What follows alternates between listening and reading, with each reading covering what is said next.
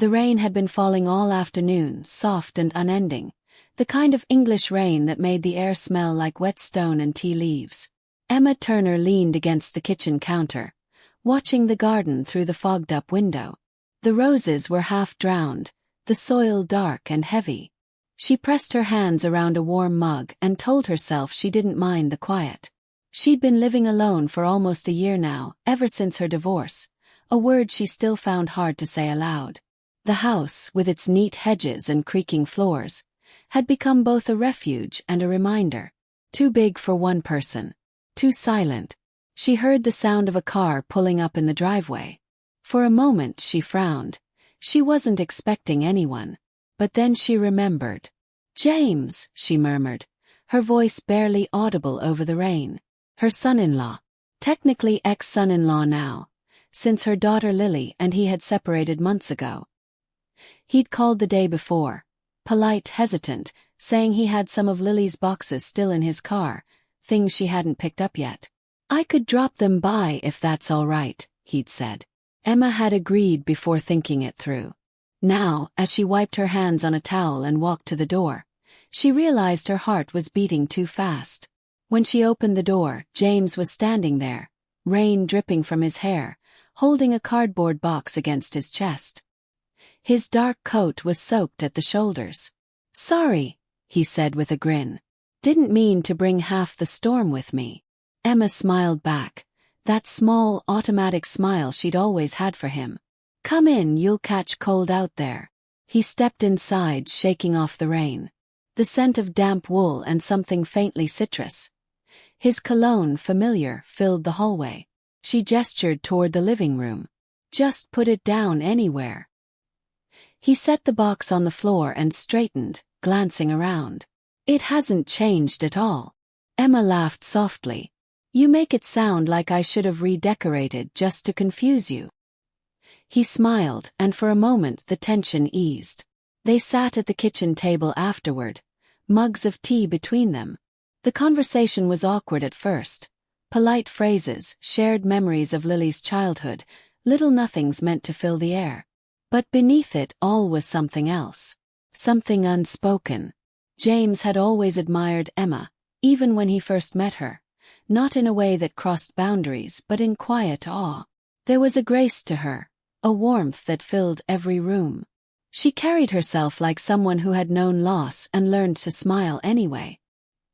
He noticed the faint lines around her eyes, the way her hair framed her face. Not youth but strength. And now, sitting across from her in this soft light, he realized how much he had missed her presence. Emma, for her part, was trying very hard not to notice how much older he looked since the last time she saw him. Not older exactly, more grounded. His beard was a little thicker, his voice deeper, calmer. There was a weariness in his eyes, but also a gentleness she hadn't seen before. "How have you been?" she asked quietly. He looked down at his cup. "Trying to figure things out, I guess. Lily's doing her own thing." Emma nodded. She didn't ask questions. It wasn't her place. But then he looked up at her again, really looked, and said, "You always made things feel simple, you know that?" The words hung in the air. Emma blinked. "Simple?" "Yeah," he said. "Being around you. You listen. You don't rush to fix things. You just make them make sense somehow." Her throat tightened. "That's very kind, James. But I'm not sure I deserve the credit." "You do," he said softly. A silence followed. Not uncomfortable, just charged. Outside, the rain softened into mist. The house, for once, didn't feel empty. They talked for hours without meaning to. About work, about books, about the strangeness of starting over in your 30s and 40s. The tea turned to wine, and the light outside faded into evening. At one point, he noticed a framed photo on the shelf. Emma in her 20s, laughing, wind in her hair, holding a paintbrush. "You used to paint?" he asked. She smiled wistfully. "A long time ago." "Why'd you stop?" Emma hesitated. "Life got busy. Marriage, work, being a mum. I guess I forgot how much I loved it." James leaned back, studying her. "You should start again." "Maybe," she said. But I'd need someone to remind me how. I could do that, he said almost without thinking. Their eyes met again, and neither of them looked away. A quiet laugh escaped her lips, breaking the moment. You always did have a way of making things sound easier than they are. And you always underestimate yourself, he replied. The way he said it, gently, firmly, made her chest tighten. When he finally stood to leave, the rain had stopped. The night air was cool and sweet. Emma walked him to the door, the soft rhythm of her footsteps echoing through the house. He turned to face her, keys in hand. Thanks for letting me drop the boxes. Any time, she said. For a second neither moved. The silence between them wasn't awkward now. It was alive. He smiled faintly. I'm glad I came. So am I, she said before she could stop herself. Their eyes lingered again, too long, too knowing. Then he stepped away down the path and she closed the door behind him. Only when she was alone again did she exhale. Her hands trembled slightly as she pressed them against the wood. She told herself it was nothing. Just nostalgia, comfort, a shared loneliness. But as she walked back through the quiet house, every room seemed to carry his voice. His laugh. The way he had looked at her. Not as Lily's mother, but as her. That night, Emma couldn't sleep. She stood by the window, looking out at the rain returning in the distance. Her reflection stared back. Older, yes, but alive in a way she hadn't felt in years. And somewhere out there, she imagined James driving home through the mist, thinking of her too. It had been 3 weeks since that rainy afternoon, but Emma still caught herself thinking about it, about him. Not constantly, not obsessively, just unexpectedly. Like a melody that drifts through a quiet room when you least expect it. She'd be washing dishes or pruning the roses, and something would remind her of James. His voice, his warmth, the way he had looked at her that evening as if he'd seen something she'd forgotten she had. She told herself it was only natural. He had been part of her family for years. They'd shared Christmas dinners, birthdays, hospital visits when Lily broke her arm as a teenager. Course there was affection there. Course there was care. And yet it wasn't the same anymore. There was something in the air now. Fragile, new, and dangerous in its beauty. She was painting again. It had started 2 nights after his visit. She'd pulled an old easel from the attic, found a half-dried set of paints, and stood in front of the canvas without knowing why. Her hand moved slowly, uncertainly at first, then more freely. The strokes were softer than she remembered. The colors, cooler, deeper. When she stepped back, she realized what she'd painted. The silhouette of a man standing in the rain. She told herself it was just coincidence. Then one evening her phone buzzed. Message. James. Hey Emma, sorry to bother you. Do you still have that book I lent Lily? The one about Turner's paintings? She stared at the screen for a long time before replying.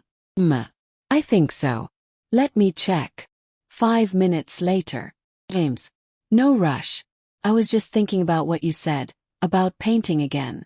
You inspired me a bit, actually. She smiled despite herself. That's good to hear.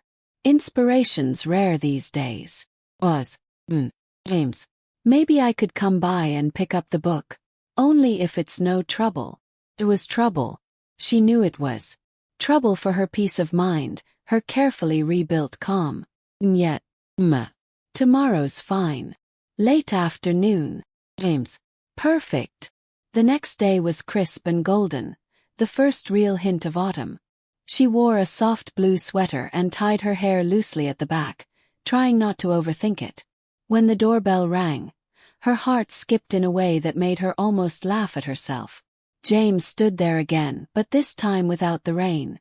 He looked lighter. Or maybe she was just seeing him differently now. Hi, he said, smiling. You look well.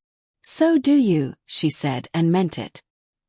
He stepped inside, and for a moment they just stood there, unsure of what to do with the air between them. The book's in the study, she said finally. Come on. He followed her through the hallway, their footsteps soft against the wooden floor. She found the old Turner book on the shelf and handed it to him. Thanks, he said. then noticed the easel near the window. You weren't kidding. Emma felt a blush rise. It's nothing serious. Just something to keep me busy. He walked closer, studying the half-finished painting, The Man in the Rain. He didn't say anything for a long time. It's beautiful, he said at last. Sad, but beautiful. She looked away. It's unfinished. So am I, he said quietly. The words hit her harder than they should have. She turned to him, ready to say something light, something safe. But then she saw his expression. Not sadness exactly, but something raw. A man trying to rebuild himself from the inside out. They sat again in the kitchen like last time. She made coffee, and he told her about his new flat. Small, noisy, but his. About how strange it was, waking up alone after years of shared mornings. I keep thinking I'll get used to it, he said. But then I find myself making 2 cups of coffee by habit. Emma smiled faintly. It takes time. You learn to make one. And you? He asked softly. Do you still make 2? She hesitated. Sometimes. He nodded, eyes meeting hers. The silence stretched. Not heavy, not awkward, but intimate in a way words couldn't quite hold. James, she said finally, forcing a small laugh. We sound like a pair of sad characters in a Sunday drama. He laughed too, but his gaze didn't waver. Maybe. But I don't mind the company. Later, when he was about to leave, he paused at the door again. Would you, maybe like to go somewhere next weekend? There's a small art fair in the village. Thought it might be your kind of thing. Emma froze. The invitation felt simple. Too simple for how complicated it made her feel. I don't know, she began. No pressure, he said quickly. Just thought you'd enjoy it. As friends. She looked at him, searching his face for any hint of something else. But all she found was warmth. Honest, open warmth. All right, she said softly. As friends. The art fair was small and charming. Stalls lined with local paintings, pottery, and handmade scarves. The air smelled of coffee and rain-washed grass. Emma and James wandered side by side, talking easily, laughing more than either of them expected. He bought her a small silver pendant from one of the stalls. To celebrate your comeback as an artist, he said, smiling. James, I can't. It's just a gift. From a friend. She accepted it with a quiet thank you, but her heart ached with the gesture. They sat later on a bench by the river, watching the water move lazily under the gray afternoon sky. Do you ever think, he said suddenly, that we meet people at the wrong time? Emma turned to look at him. All the time. He nodded. I used to think life was about getting timing right. But maybe it's about learning to live with the wrong timing. She didn't answer. Her hands rested on her lap, her fingers tracing the edge of the pendant. You're a good man, James, she said finally. Lily was lucky to have you. He gave a small, sad smile. Was. The word lingered. Sometimes, she continued softly, it's not about luck. It's about who we are when we meet someone. People change. He looked at her then, really looked. You've changed too. Have I? Yes. You seem alive again. She laughed quietly, shaking her head. That's your doing then.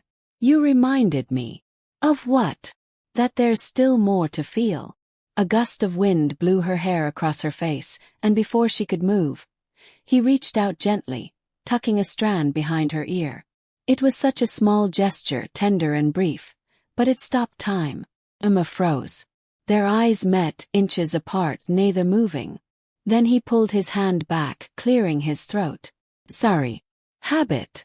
She smiled faintly, voice trembling. It's all right. They walked back in silence, the space between them both comforting and unbearable. When he dropped her home, she hesitated before getting out of the car. Thank you for today, she said. He looked at her, his voice low. Thank you for saying yes. As she stepped inside, the door closing softly behind her, Emma leaned against it just as she had weeks before. Only this time, she didn't tell herself it was nothing. Whatever it was, friendship, longing, something unnamed, it was real. And it was growing. Autumn had settled gently over Surrey. The air carried that faint woodsmoke scent that always made Emma think of school mornings and warm scarves. The trees behind her cottage were turning gold, their leaves drifting down like soft fire. It had been nearly a month since the art fair. Since the moment that still lingered in her chest like an echo. His hand brushing her hair away, the quiet between them alive with everything neither dared to say. They had kept in touch. Small things at first. A text about a new cafe opening nearby. A photo of his cluttered flat with a caption, "Still unpacking." Then longer messages. Then calls. Sometimes she'd hear his voice late in the evening, soft and tired. And she'd find herself smiling without meaning to. They talked about ordinary things, books, films, her painting, his work. But the feeling beneath it was anything but ordinary. One Friday evening, as the sun bled into the horizon, James called again. "Are you busy tomorrow?" Emma hesitated. "Not particularly." "Why?" "There's this little coastal town about an hour from here. Whitstable. Thought you might want a change of scenery." "I could drive." She almost said no. She almost reminded him that this, whatever this was a line neither of them should blur. But then she heard something in his tone. Not pressure, not expectation, just quiet hope.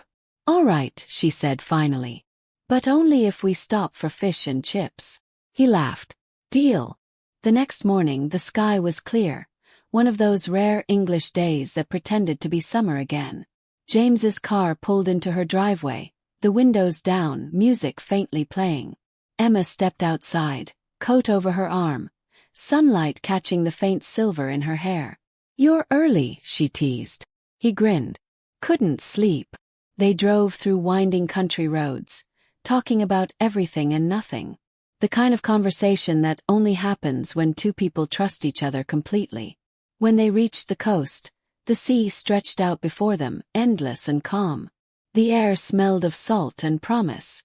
They walked along the pebbled beach, shoes in hand, waves kissing their ankles. Emma's laughter came easily, freer than it had in years. James watched her, quietly amazed. "You look happy," he said. She turned to him, smiling. "I think I am." They found a small cafe by the shore and sat outside with paper-wrapped fish and chips, seagulls circling above. The sunlight painted her face gold. "Do you ever think," he said after a while, "that maybe some people come into your life just to remind you of who you are?" Emma looked at him. "You mean like you did?" He smiled softly. "Maybe." She said nothing for a long moment. Then, "And what if they make you remember more than you should?" He met her eyes. "Then you hold on to the good of it. The rest, you keep safe." There was something in the way he said it, tender, certain, that made her chest ache. After lunch, they walked along the harbor, watching boats drift lazily on the tide. Children laughed, gulls cried, the wind caught her scarf. He reached out instinctively, steadying her. His fingers brushed her wrist, a fleeting touch, but one that seemed to last forever. She looked up at him, the moment stretching thin as glass. Then she pulled her hand back gently. "We should head home before it gets dark." "Yeah," he said, though his voice was softer now. "Of course." The drive back was quiet.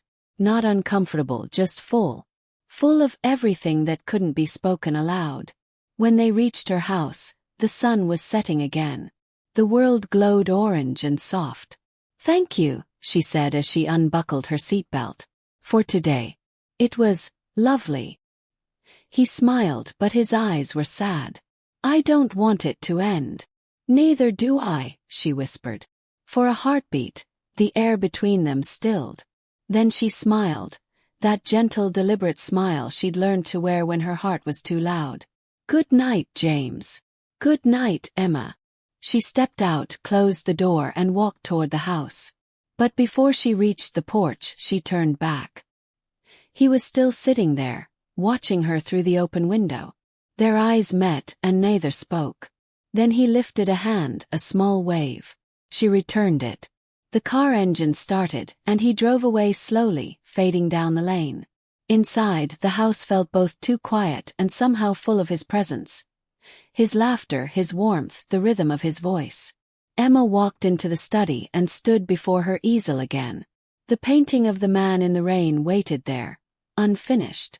She picked up her brush. For the first time she began to paint not the man, but the light behind him. The faint glow that broke through the clouds. When she stepped back, tears blurred her eyes. It wasn't sadness.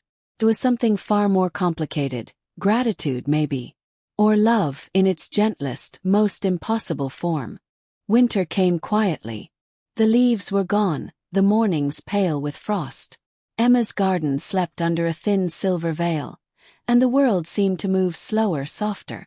It had been 2 months since the trip to Whitstable. Since the sunlight on the sea, the almost touch of his hand. Since the quiet that followed. They still spoke sometimes, a message here, a phone call there, but both sensed the change. The pauses between words grew longer, the conversations lighter, careful. They were drifting back to where life expected them to be. Emma told herself that was right, that it was time. Yet sometimes when dusk fell, she still caught herself listening for his voice. One Saturday afternoon, just after Christmas, there was a knock on her door. She wasn't expecting anyone. When she opened it, James stood there, snow clinging to his coat. He looked hesitant, almost shy. "I was driving by," he said. "Thought I'd say hello."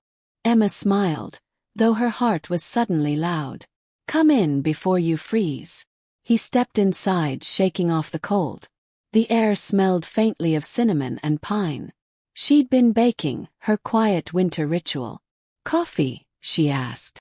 "Please." He followed her to the kitchen. The same table, the same mugs. But everything felt different now, clearer somehow. "How have you been?" she asked gently. "Better," he said. "Work's busy. I'm renting a small studio space. Started sketching again." "That's wonderful." He looked at her. "You made me remember how it felt to create something." She smiled. "Then it was worth it." They sat in silence for a moment, the kind that didn't need filling. Then James said quietly, "Emma, can I be honest?" She nodded. "When we first met, you were just Lily's mum, kind, welcoming. But somewhere along the way you became someone I looked up to. Someone who made me see the world differently. I don't think I ever thanked you for that." Her throat tightened. "You don't have to thank me." "I do," he said. "Because I was lost for a long time. And you helped me find my way back. Not to you but to myself." Emma's eyes glistened. She looked down at her hands, then back up. "You did the same for me, James.